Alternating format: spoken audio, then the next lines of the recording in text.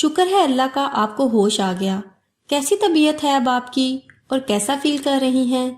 وہ اس کے قریب جا کر بولا تھا اور وہ ایک اجنبی کو اپنے اتنے قریب دیکھ کر سمٹ سی گئی. جبھی وہ دوبارہ بولا، دیکھیں پریشان مت ہوں، میں دشمن نہیں دوست ہوں. دیکھو میرے قریب مت آنا، دور رہو مجھ سے، میں مار دوں گی تمہیں بھی اور ان سب کو بھی. تم بھی ان کے ساتھ ملے ہوئے ہو. تم سب انسانی روپ میں جنگلی بھیڑیے ہو جو صرف اور صرف عورت کی عزت ناموس کو مٹی میں ملانے کے لیے پیدا ہوئے ہو. چلے جاؤ یہاں سے. اس سے پہلے کہ وہ مزید اسے کچھ کہتا، کچھ پوچھتا، وہ لڑکی آپے سے باہر ہو گئی اور بیڈ سے کشن اٹھا کر ہوا میں اچھالنے لگی. لڑکی کا پاگل پن دیکھتے ہوئے وہ پریشان سا ہو گیا اور دوبارہ بولا، دیکھیں پلیز میری بات سنیں، میں صرف آپ کی مدد کرنا چاہتا ہوں، میں آپ کو کوئی نقصان نہیں پہنچاؤں گا، آپ میری بات سنیں. دور رہو مجھ سے، تم میرا کچھ نہیں بگاڑ سکتے. میں پولیس کے پاس جاؤں گی، تمہیں سزا دلواؤں گی، تمہاری باتوں میں نہیں آؤں گی، کبھی نہیں. وہ بیڈ پہ دیوار کے ساتھ لگتے ہوئے گھرا کر بولی، آپ مجھے مسلسل غلط سمجھ رہی ہیں، میں آپ کو ان لوگوں سے بچا کر لایا ہوں. کون ہیں آپ کا نام کیا ہے، کہاں سے آئی ہیں آپ، اور آپ کا گھر کہاں ہے، اور وہ لوگ کون تھے، کیوں تنگ کر رہے تھے آپ کو، پلیز مجھے بتائیں، میں آپ کو آپ کے گھر چھوڑ کر آؤں گا، لیکن آپ تھوڑا کوپریٹ تو کریں پلیز. وہ ماتھے سے شکن ہٹاتے ہوئے پیار سے بولا تو وہ بھی سر پہ ہاتھ مارتے ہوئے بولی، میں؟ ہاں کون ہوں میں، میرا نام کیا ہے، کہاں سے آئی ہوں میں؟ تم کون ہو، کیا تم مجھے جانتے ہو؟ میرا گھر کہاں گیا، میرا گھر؟ تمہیں پتہ ہے کہ میرا گھر کہاں ہے؟ ارے نہیں، میرا تو کوئی گھر ہی نہیں. وہ عجیب و غریب باتیں کرتے ہوئے اپنے بالوں کو نوچنے لگی اور زور زور سے سر کو جھٹکنے لگی. لڑکی کا پاگل پن دیکھ کر اسے وحشت سی ہونے لگی. اسے لگا جیسے کسی پاگل خانے سے کسی پاگل کو اٹھا لایا ہوں. اس سے پہلے کہ وہ کچھ مزید پوچھتا، لڑکی بیڈ سے نیچے کو لڑک گئی، شاید بے ہوش ہو چکی تھی. لڑکی نے آگے بڑھ کر اس پیاری سی مومی گڑیا کو اٹھایا اور دوبارہ بیڈ پہ ڈال دیا اور بغور اس کا چہرہ دیکھنے لگا، جہاں دنیا بھر کی تکلیفیں اس کے چہرے سے عیاں ہو رہی تھیں. ایسا لگتا تھا جیسے دنیا بھر کے دکھ اس اکیلی جان نے سہے ہوں. پچھلے 5 دن سے وہ بے ہوش تھی، آج اسے ہوش آیا تھا، لیکن افسوس ایک بار پھر سے وہ نیند کی وادیوں میں اتر چکی تھی. ڈاکٹر کا کہنا تھا لڑکی ذہنی دباؤ کا شکار ہے، ہوش آنے پہ ہی پتہ چل سکے گا کہ آخر مسئلہ کیا ہے. ایک نظر بے سدھ پڑی لڑکی پہ ڈال کر وہ باہر نکل گیا. ارسل بیٹا، پریشان ہونے کی ضرورت نہیں ہے، ایسے معاملوں میں اکثر ایسا ہو جاتا ہے، دماغ پہ گہرا اثر ہو جائے تو میموری چلی جاتی ہے، لیکن 90% چانس یہ بھی ہوتا ہے کہ میموری کچھ دنوں میں واپس آ جاتی ہے. لڑکی شدید ڈپریشن کا شکار رہی ہے، کسی گہرے صدمے سے گزری ہے. پریشان ہونے کی ضرورت نہیں، میں نے نیند کا انجیکشن لگا دیا ہے، صبح تک ہوش آ جائے گا. بس اس کا خیال رکھا جائے کہ جب تک اسے خود کچھ یاد نہ آئے تب تک اسے کچھ نہ پوچھا جائے، کیونکہ ایسی کنڈیشن میں مریض کی حالت بگڑ بھی سکتی ہے. اچھا اب میں چلتا ہوں، صبح چکر لگاؤں گا. ارسل کے فیملی ڈاکٹر جو پچھلے 5 روز سے انجان لڑکی کا ٹریٹمنٹ کر رہے تھے، ارسل نے انہیں کال کر کے بلایا تھا اور ساری صورتحال انہیں بتائی تھی. ہارون انکل، کب تک یہ ٹھیک ہو جائے گی؟ آپ کو پتہ ہے نا سب. وہ دفعتاً بات ادھوری چھوڑتے ہوئے ہارون انکل کو دیکھنے لگا، جبھی وہ بھی تشویش سے بولے، ارسل بیٹا میں سمجھ سکتا ہوں، لیکن اب اگر تم نے اس لڑکی کی ذمہ داری اٹھائی ہے تو اسے پورا بھی کرنا. اس حالت میں جبکہ اسے کچھ یاد بھی نہیں، اکیلا چھوڑنا ٹھیک نہیں ہے. مجھے امید ہے کہ کچھ روز تک اسے سب کچھ یاد آ جائے گا. حوصلہ رکھو، سب ٹھیک ہو جائے گا. ہارون انکل نے اس کا چوڑا شانہ تھپ تھپاتے ہوئے کہا اور پھر بریف کیس اٹھاتے ہوئے ارسل کے ساتھ باہر نکل گئے. ارسل بیٹا، اس لڑکی کا کیا بنا؟ تمہیں پتہ ہے نا تمہارے پاپا کل واپس آ رہے ہیں، ان کے آنے سے پہلے اس لڑکی کو کہیں اور شفٹ کرو. پتہ نہیں کون ہے، کہاں سے آئی ہے، کیا معاملہ ہے، خدا نخواستہ اگر کوئی اور معاملہ نکل آیا تو تمہارے پاپا بہت برا پیش آئیں گے. امی میں کیا کرتا، آپ ہی بتائیں. وہ لڑکی اس وقت مصیبت میں تھی، مدد کی بھیک مانگ رہی تھی، تو کیا میں اسے اس حال میں چھوڑ کر گھر آ جاتا؟ نہیں امی نہیں، میرا ضمیر مجھے اس بات کی اجازت نہیں دیتا۔ کل کو مجھے میرے اللہ کو منہ دکھانا ہے۔ کس منہ سے اپنے رب کے سامنے جاتا کہ ایک بے بس مجبور لڑکی مصیبت میں تھی اور میں آرام سے گھر آ گیا۔ ارسل نے افسردگی سے ماں کو دیکھتے ہوئے کہا۔ ارسل میرے بچے، میں یہ نہیں کہہ رہی کہ تم نے اس کی مدد کر کے برا کیا، لیکن جس سوسائٹی میں ہم رہ رہے ہیں یہاں لوگ طرح طرح کی باتیں بنائیں گے۔ اگر یہاں کسی کو پتہ چلا کہ کوئی غیر لڑکی پچھلے 5 روز سے ہمارے گھر پناہ لیے ہوئے ہے تو لوگ باتیں کریں گے، اور تمہارے پاپا اس بات کو کبھی ٹالریٹ نہیں کریں گے۔ صالحہ بیگم متفکر انداز میں بولی۔ امی، ہارون انکل پر امید ہیں، وہ کہہ رہے ہیں اگر اس لڑکی کی میموری لاس ہوئی بھی ہے تو زیادہ دیر ایسا نہیں ہوگا، جلد ہی وہ ٹھیک ہو جائے گی۔ اب آپ خود بتائیں، ایک لڑکی جسے کچھ یاد نہیں، اسے گھر سے نکال دینا کہاں کی عقل مندی ہے؟ اس نے ایک بار پھر سے سمجھانا چاہا۔ جبھی صالحہ بیگم دوبارہ بولی، کل صبح تک اس لڑکی کو ہوش آتا ہے تو اسے فارغ کرو، تم جانتے ہو نا تمہارے پاپا کو۔ بات ادھوری چھوڑ کر وہ جانے لگی۔ جبھی ارسل نے آہستہ سے ان کا ہاتھ تھام لیا اور بولا، پاپا کو لڑکی ذات سے نفرت ہے، یہی کہنا چاہتی ہیں نا آپ؟ پاپا کو لڑکی کے وجود سے نفرت ہے، اور اس نفرت میں انہوں نے ہماری معصوم بہن کو دنیا میں آنے سے پہلے ہی… بس کرو ارسل، بس کرو، کتنی بار بولا ہے، اس بات کو مت لایا کرو بیچ میں، جو ہو گیا اسے بھول جاؤ۔ تمہارے پاپا کو اس بات کی خبر ہوئی کہ تمہیں یہ سب معلوم ہے تو وہ بھی بہت برا کریں گے۔ صالحہ بیگم ارسل کی بات سختی سے کاٹتے ہوئے بولی تھی اور آنسوؤں سے تر آنکھیں صاف کی تھی۔ جبھی وہ دوبارہ بولا، امی، پاپا اس قدر کٹھور کیوں ہیں؟ ویسے تو وہ بہت پریکٹیکل بنتے ہیں، عورت مرد کے ساتھ قدم سے قدم ملا کر چلے اس بات پہ بلیو کرتے ہیں، اور دوسری طرف عورت ذات سے اتنی نفرت آخر کیوں امی؟ ہر بار کی طرح اس بار بھی ارسل نے ماں کو کریدنا چاہا۔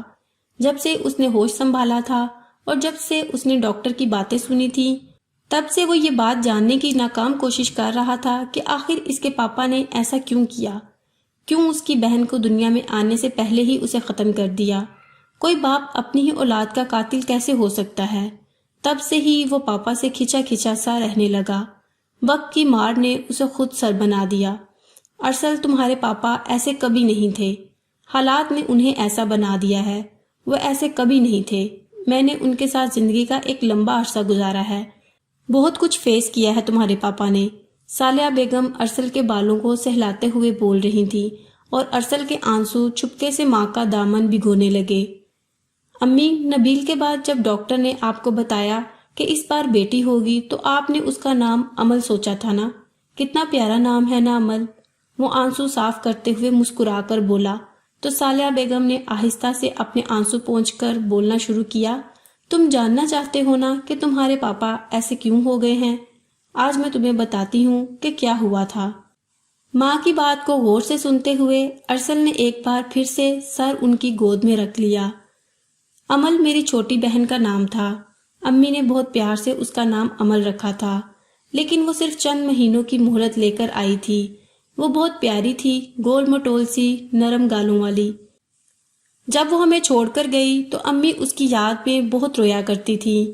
میں بڑی تھی، میں سنبھل گئی، لیکن امی نے عمل کے جانے کا گہرا صدمہ لیا اور پھر ایک دن وہ بھی ہمیں چھوڑ کر چلی گئی۔ میں سب سے بڑی تھی، مجھ سے چھوٹی سیدہ اور رقیہ تھی، وہ چھوٹی تھی۔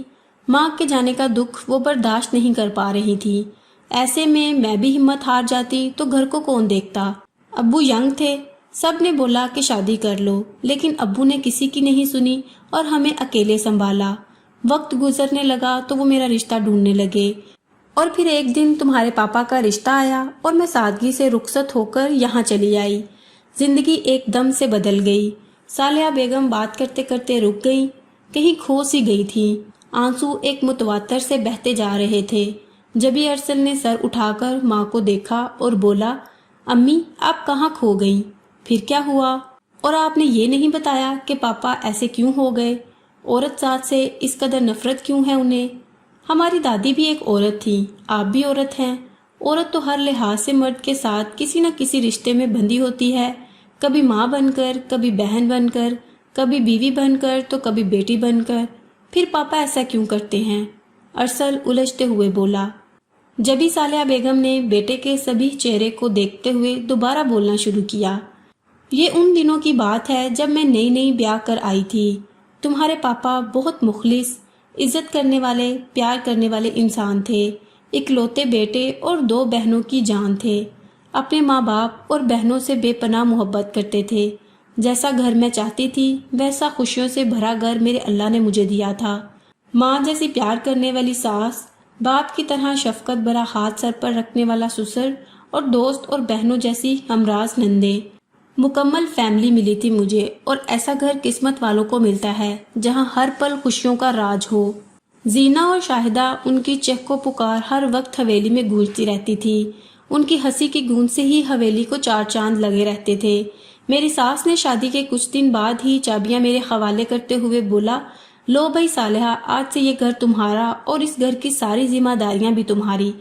اس گھر کو جنت کیسے بنا کر رکھنا ہے یہ اب تمہاری ذمہ داری ہے۔ میں نے بھی ان کی بات کو گاٹھ باندھ لیا اور دل سے اس گھر کو اور گھر میں بسنے والے مکینوں کو خود سے جوڑ لیا۔ میں ایک چھوٹے سے گھر سے آئی تھی اور تمہارے پاپا خاندانی رئیس تھے۔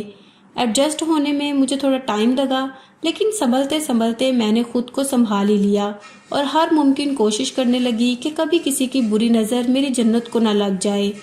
لیکن وہ کہتے ہیں نا، جیسے غم سدا نہیں رہتے ویسے ہی خوشیاں بھی سدا قائم نہیں رہتی۔ میری جنت کو بلاخر کسی کی نظر لگ ہی گئی۔ تمہارے دادا کے دوست تھے نذیر احمد، بہت ہی مخلص اور نیک انسان تھے۔ تمہارے دادا جی کے جانے کے بعد بھی وہ ہمارے گھر آتے رہتے تھے، بہت پیار اور شفقت سے ملتے تھے۔ تمہارے دادا جی کی حیاتی میں ہی انہوں نے اپنے بیٹے کے لیے زینہ کا ہاتھ مانگ لیا۔ گھر بیٹھے بیٹھے اتنا اچھا رشتہ مل گیا تو دادا جی نے فوراً ہاں کر دی۔ زینہ اور شاہدہ کیونکہ ابھی پڑھائی میں تھیں، اس لیے دادا جی نے سختی سے منع کر دیا کہ ان سے اس بارے میں کوئی ذکر نہ کیا جائے۔ دادا جی کے حکم کی تکمیل ہوئی، سب چپ رہے۔ نذیر احمد کو زبان دے دی، بڑی سے پہلے چھوٹی کا رشتہ کر دینا، یہ بات تمہاری دادی کو مناسب نہیں لگی، اس لیے انہوں نے زور ڈالا کہ شاہدہ کے لیے بھی اچھا سا رشتہ ڈھونڈ کر دونوں کی اکٹھی شادی کر دی جائے۔ لیکن قسمت کو کچھ اور ہی منظور تھا۔ رشتے کی بات بیچ میں ہی رہ گئی اور دادا جی چل بسے۔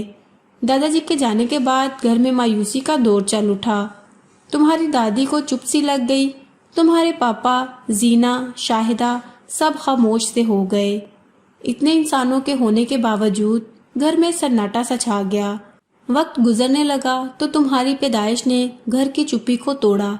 تم سب کی مسکرانے کی وجہ بن گئے۔ حالات واپس ٹھیک ہونے لگے۔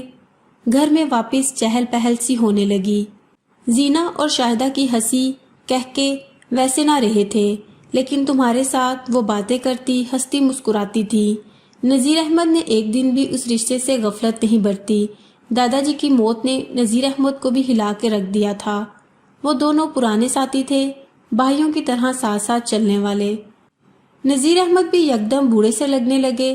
وقت گزرنے لگا تو تمہارے پاپا نے شاہدہ کے لیے رشتہ ڈھونڈنا شروع کر دیا، کیونکہ ماجد جلد از جلد زینہ سے شادی کرنے کے لیے باضد تھا۔ اس بات کا ادراک بعد میں ہوا کہ ماجد شروع سے زینہ کو پسند کرتا تھا۔ شاہدہ کے رشتے میں تاخیر ہوتی چلی گئی تو تمہاری دادی نے چپی توڑی اور زینہ کے رشتے کی تاریخ دے دی۔ نذیر احمد تاریخ لے کر خوشی خوشی رخصت ہو گئے اور گھر میں شادی کی تیاریاں شروع ہو گئیں۔ زینہ کو رشتے کا پتہ چلا تو اس نے خوب واویلا مچایا۔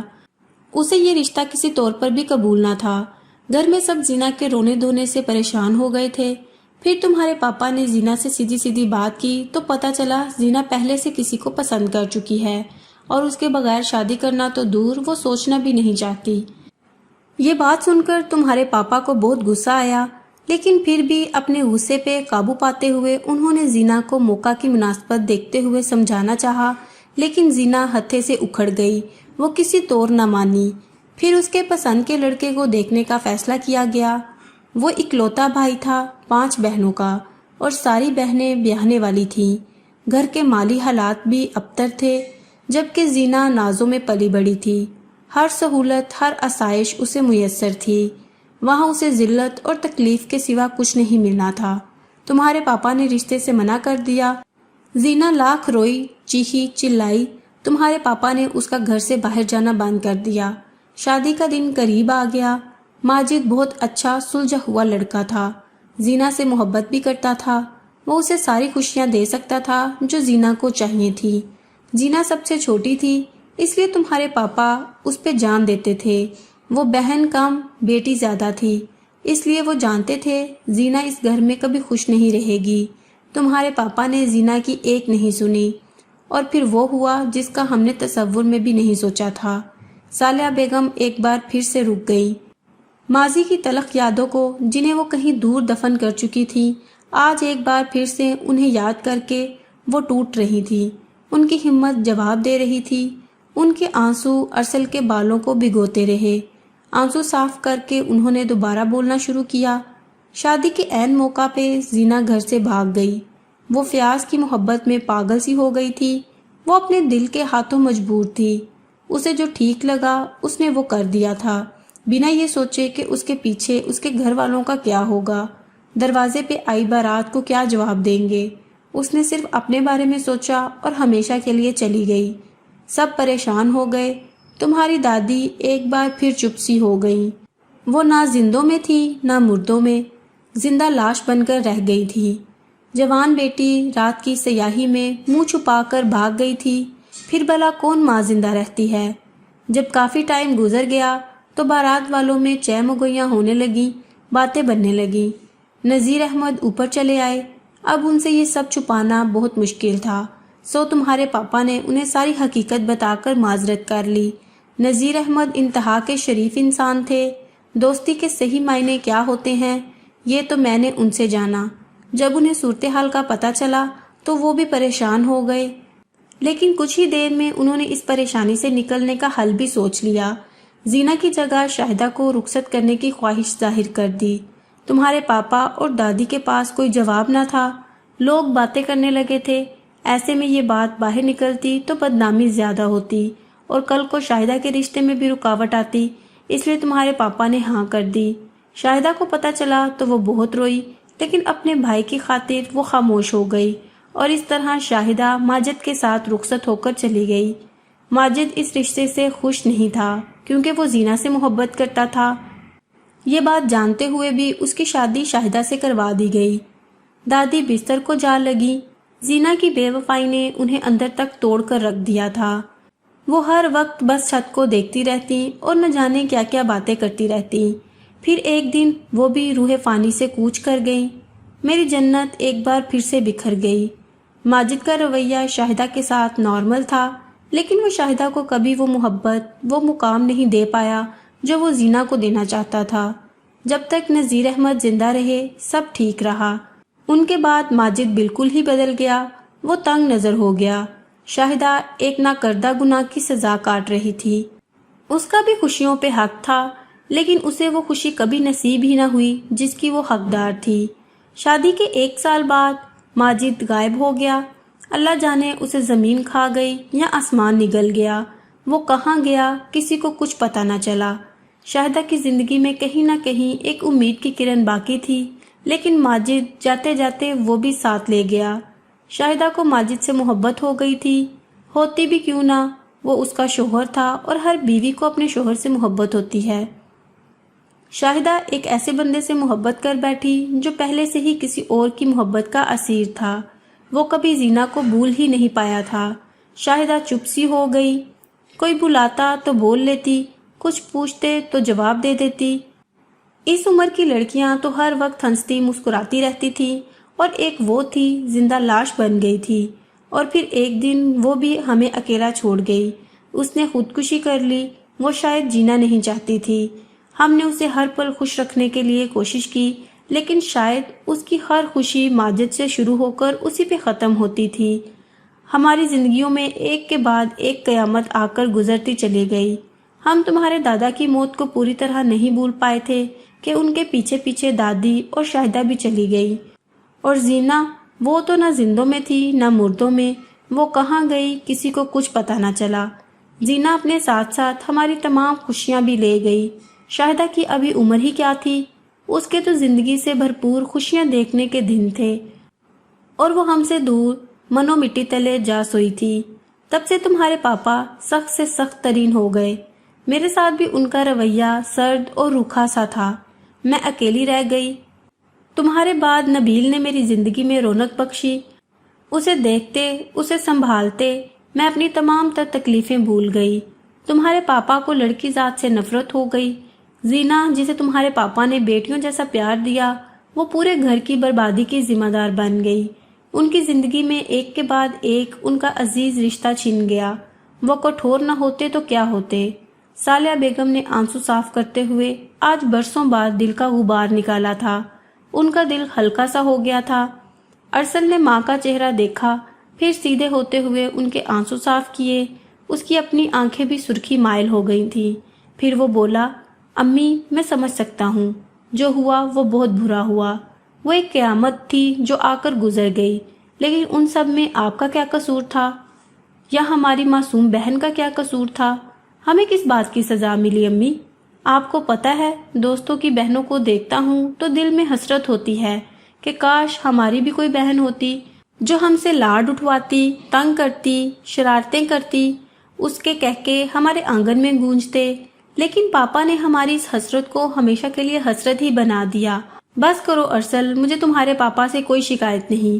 مشکل وقت میں بھی ان کا ساتھ چھوڑ دیتی تو میں کبھی ایک اچھی بیوی نہ کہلاتی۔ اچھا چھوڑو پرانی باتوں کو، جو ہوا وہ گزرا ہوا کل تھا، لیکن ہمارا آج برائٹ ہے۔ تمہارے پاپا جتنے بھی سخت کیوں نہ ہوں، وہ اپنی اولاد سے بہت پیار کرتے ہیں۔ تم اٹھو، آرام کرو۔ تمہارے پاپا اور نبیل کل کراچی سے واپس آ رہے ہیں، ان کے لیے تیاری بھی کرنی ہے۔ ارسل کے سر پر پیار دیتے ہوئے کہا تو ارسل بھی سر ہلاتے ہوئے اٹھ کھڑا ہوا۔ صبح کی سنہری رنگ چار سو پھیلے تھے۔ سورج کی روشنی چھن سے اس کے کمرے میں اتری تھی اور اس نے نقاہت سے آنکھیں کھولی تھیں۔ اس کا دماغ ابھی بھی گھوم رہا تھا۔ اس نے آنکھیں کھول کر اوپر چھت کو دیکھا اور پھر یکدم اٹھ بیٹھی اور پھٹی پھٹی نظروں سے سامنے دیکھنے لگی۔ اپنے سامنے انجان عورت جو چہرے پر نرم سخت تاثرات لیے کرسی پہ بالکل اس کے عین سامنے براجمان تھی۔ صالحہ بیگم گول مٹول سی پیاری سی لڑکی کو بغور دیکھ رہی تھی۔ پھر وہ اٹھی اور اس کے قریب آنے لگی، لیکن اس سے پہلے ہی وہ دبک کر دیوار کے ساتھ لگ گئی اور خوف زدہ نظروں سے سامنے کھڑی عورت کو دیکھنے لگی جس کے تاثرات اب بہت ڈھیلے پڑ گئے تھے۔ میرے پاس مت آؤ، دیکھو آپ جو بھی ہو میرے پاس نہیں آنا، آپ بھی ان کے ساتھ ملی ہوئی ہو۔